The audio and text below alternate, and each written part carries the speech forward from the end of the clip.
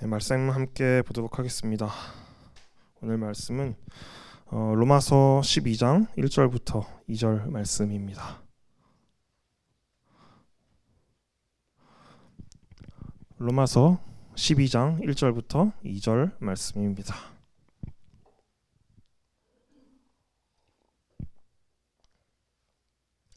네, 말씀이 두 절밖에 안 되기 때문에 우리 한 목소리로 함께 읽겠습니다.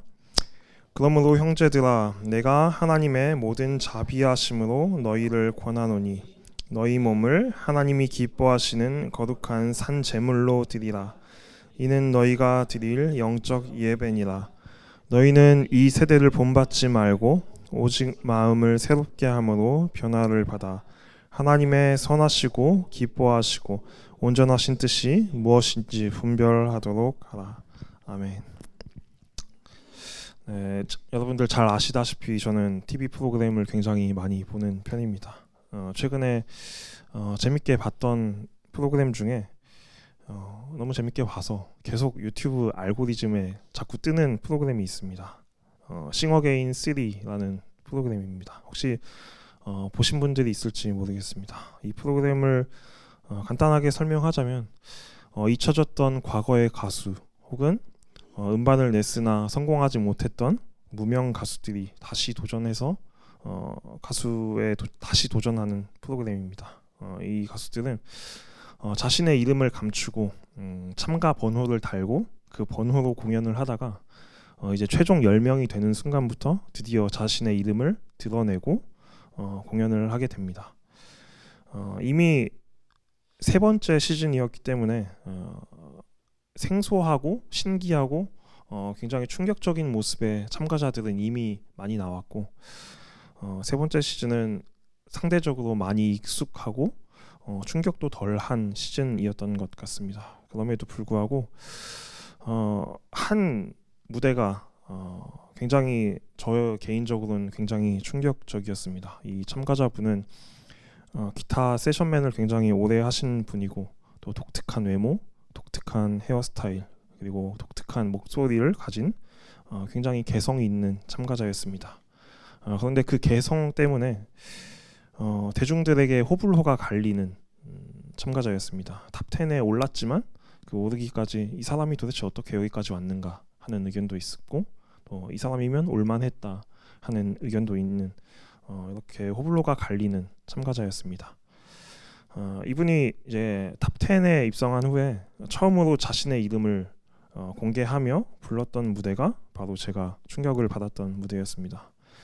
이분이 기타 세션맨을 오래 하신 분이기 때문에 그 이전에는 모든 무대에서 이제 기타를 잡고 본인이 기타 반주를 하면서 노래를 불렀는데 이제 처음으로 기타를 들지 않고 마이크만 잡고 무대에 올랐습니다. 기타리스트들이 이제 기타를 놓고 무대에 오르는 거는 일종의 배수의 진이라고 할 수 있습니다. 기타가 없으면 이 손이 어디로 갈지를 모르는 것이 우리 기타잡이들의 운명입니다. 그래서 저도 이 손이 항상 어색해요. 특히 이렇게 한 손이라도 마이크를 잡고 있으면 괜찮은데 예전에 저희 여기 구진행 마이크 쓸 때는 정말 두 손 다 도대체 어떻게 해야 할까 고민했던 기억이 있습니다. 어쨌든 이분이 이제 기타를 놓고 나름의 필살기로 이제 노래에 집중하고 노래를 마쳤습니다. 현장의 모든 관객들과 심사위원들이 굉장히 술렁이었습니다. 그 중에 한 심사위원이 이렇게 질문을 하더라고요. 락커입니까?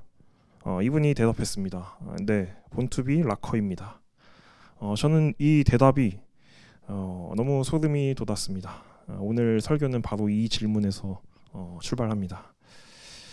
잘 아시다시피 요즘 시대 우리 한국에서 많이 들려지는 음악이라면 차트만 봐도 아시겠지만 아이돌 음악이 다 점령을 하고 있고요. 그리고 또 힙합을 베이스로 하는 음악들이 중간중간 껴있고 그리고 장르를 뛰어넘는 임영웅이 있죠. 예.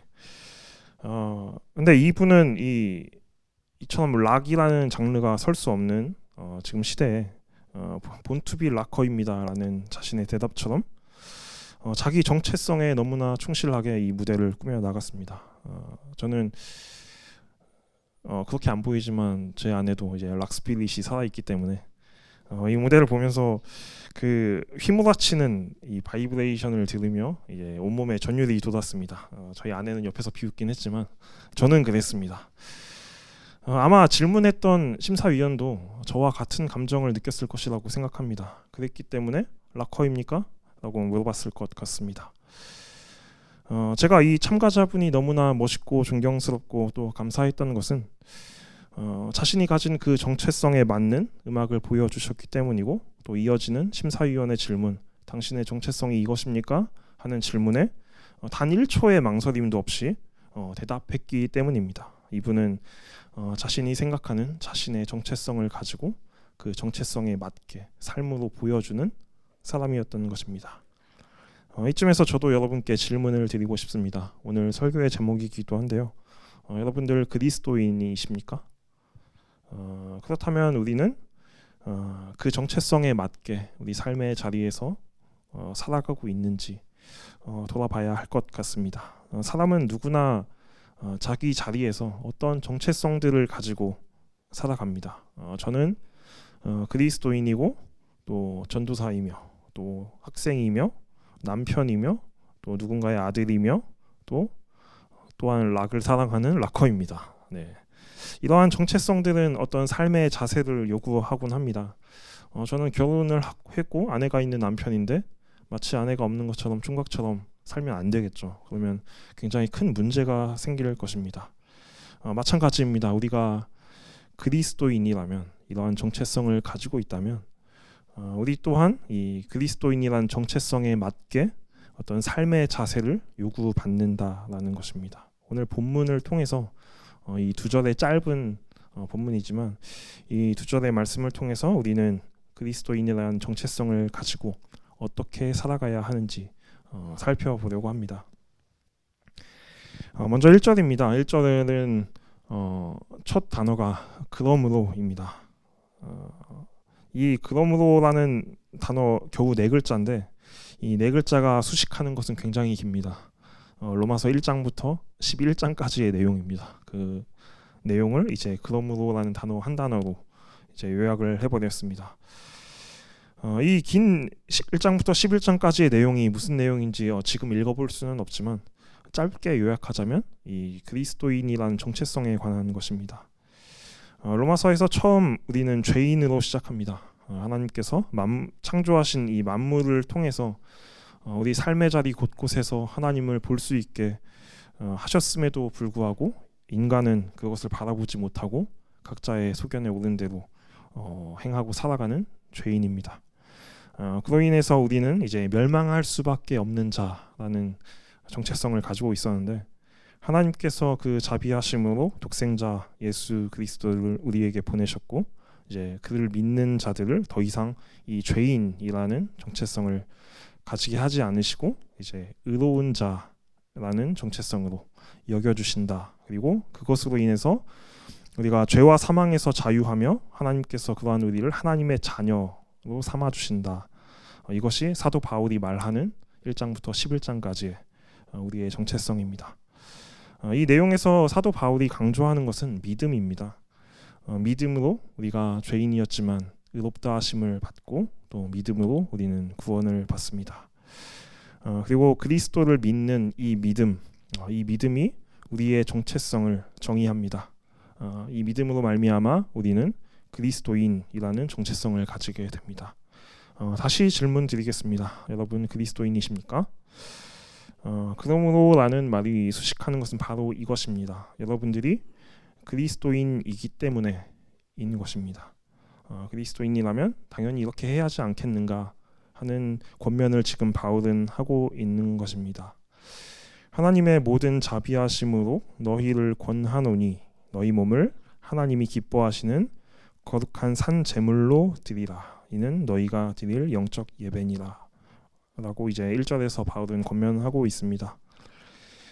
하나님의 은혜로 또 하나님의 자비하심으로 이제 새 생명을 얻고 또 믿음으로 그리스도인이 되었다면 당연히 그에 맞게 그리스도인이라는 정체성에 맞게 살아가야 한다고 이제 하고 있는 것입니다. 내 신분과 또 정체성이 명확하다면 내가 해야 할 일 역시 명확해지지 않겠습니까? 그리고 그리스도인이라는 정체성을 가진 우리의 삶의 방식 또한 명확해집니다. 우리 삶 전체를 하나님이 기뻐하시는 거룩한 산 제물로 드리는 것, 이것이 삶의 예배인 것입니다. 사도 바울은 우리를 거룩한 산 제물로 드리라라고 하고 있는데, 이 제물이라는 것에는 몇 가지 특징이 있습니다. 우리가 구약에서도 이 제물로 드리는 제사를 여러 번 받고, 또 예수님의 십자가 또한 제물, 그리고 사도 바울의 삶 또한 제물로 드려졌음을 우리가 성경을 통해서 확인한 바 있습니다. 그리고 그 성경 속에서 나타나는 제물의 특징은 첫 번째로 제물은 흠이 없고 온전해야 합니다. 하나님께 드려지는 것이기 때문에 당연히 아무 것이나 드리는 것이 아니라 구별된 것으로 드려야 했습니다. 그런데 우리가 우리 몸을 거룩한 산 제물로 드리려고 하는데 생각해 봐야 할 것은 우리가 과연 정결합니까? 우리가 흠이 없고 또 온전할 수 있습니까? 저만 생각해 봐도 연약하고 날마다 넘어지고 또 날마다 실수하기 때문에 우리가 예배 때마다 드리는 기도가 있죠. 우리를 시험에 들게 하지 마옵시고 악에서 구하옵소서. 이런 기도를 할 수밖에 없는 존재가 바로 우리 인간 아닙니까? 우리는 결코 흠없고 온전한 제물 될 수는 없습니다. 그럼에도 불구하고 우리가 흠이 없고 온전한 제물, 거룩한 산 제물로 드려질 수 있는 것은 사도 바울이 이전에 말했던 것처럼 우리가 죄인이었으나 그리스도를 믿음으로 그 죄가 아니라 하나님께서 의롭다 하시기 때문입니다. 예수 그리스도께서 우리의 모든 흠과 또 우리의 모든 죄를 지고 가셨기 때문입니다. 우리가 거룩한 산 제물로 드려질 수 있는 것, 또 우리가 드리는 영적 예배, 이 모든 것이 예수 그리스도로 말미암아 가능하다라는 것입니다. 예수 그리스도를 누리고 또 예수 그리스도와 동행하는 것, 삶의 예배는 이처럼 예수 그리스도와 함께하는 그리스도인 됨에서 출발할 수 있는 것입니다. 이 삶의 예배를 이야기하면 최근에 굉장히 자주 마주하게 되는 질문이 있습니다. 각자 삶의 자리에서 삶의 방식으로 삶의 예배를 드리고 있는데 날마다 평일에도 그리스도와 동행하고 또 그리스도를 누리고 살아가고 있는데 도대체 그렇다면 삶의 예배를 드리면 되지 왜 주일에 교회 나와서 함께 예배를 드려야 합니까? 라는 질문입니다. 이런 질문을 들어보셨을지 모르겠지만 신대원에서도 굉장히 이 질문을 자주 마주하게 됩니다. 코로나 시절에 온라인 예배를 드리면서 각자의 자리에서 예배를 드리는 시대가 있었다 보니까 이런 질문들이 정말 많아졌습니다. 우리는 당연히 삶의 자리에서 또 우리 삶의 방식으로 매 순간 매일매일 하나님을 기억하며 또 하나님께 삶의 예배를 드려야 합니다. 당연한 것입니다. 그러나 우리가 잊지 말아야 할 것이 있습니다. 우리가 예배자로 설 수 있는 것, 또 거룩하게 구별되고 또 온전하고 흠없는 제물로 설 수 있는 것은 앞서 말씀드린 것처럼 오직 예수 그리스도로 말미암아 가능하다라는 것입니다. 그런데 교회는 그러한 예수께서 핏값을 주고 사신 그리스도의 몸된 교회입니다. 예수님께서는 거룩하게 구별된 자들, 또 온전하고 흠이 없게 된 우리 모두를 이 교회라는 이름으로 부르셨습니다. 그렇기 때문에 그리스도인인 우리는 삶의 자리에서 삶의 예배를 드리지만 동시에 예수께서 부르신 우리의 정체성을 따라 우리는 성도이며 교회이며 그리스도인이기 때문에 함께 모여서 이렇게 주일에 예배해야 한다라는 것입니다. 제물의 두 번째 특징은 제물은 죽어야 한다라는 것입니다. 예배에 대하여 살펴보면서 우리가 아벨과 가인의 제사를 살펴본 적이 있습니다. 아벨의 제사에서 나타나듯이 동물이 아닌 곡식으로 제물을 드리기도 했었고 또 구약의 제사 방법 중에서 곡식으로 드리는 제사도 분명히 있습니다. 그러나 그것은 이제 구약의 5가지 제사 방법 중 소제라는 제사에 한정되고, 다른 모든 제사들은 이제 살아있는 동물을 드릴 것을 요구합니다. 죽은 동물이 아닌 살아있는 동물을 제단으로 가져다가 거기에서 죽이고 피를 받고 가죽을 벗기고 이 제물을 태웁니다. 사실 끔찍한 장면들입니다. 이러한 제사법을 따라서 예수께서도 분명히 끔찍한 방법으로 십자가를 지셨습니다. 그러나 이 우리 몸을 거룩한 산 제물로 드리라라는 이 말이 우리에게 죽어라라는 것이 아닙니다. 우리도 피를 흘리고 가죽이 벗김을 당하고 이것을 요구한다라는 것이 아닙니다.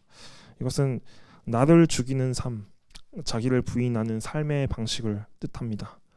예수님께서도 각자에게 주어진 십자가를 지고 나를 따르라라고 하셨습니다. 그것이 그리스도인의 삶의 방식이고 또 제물로 자기 자신을 드리는 방법입니다.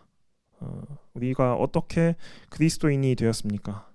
그리스도인이 되게 하신 예수 그리스도께서 먼저 자기를 부인하심으로 신이심에도 불구하고 인간의 몸을 입고 또 스스로 제물이 되기까지 또 죽기까지 하나님께 복종하였기 때문에 우리가 그리스도인이 된 것이 아닙니까?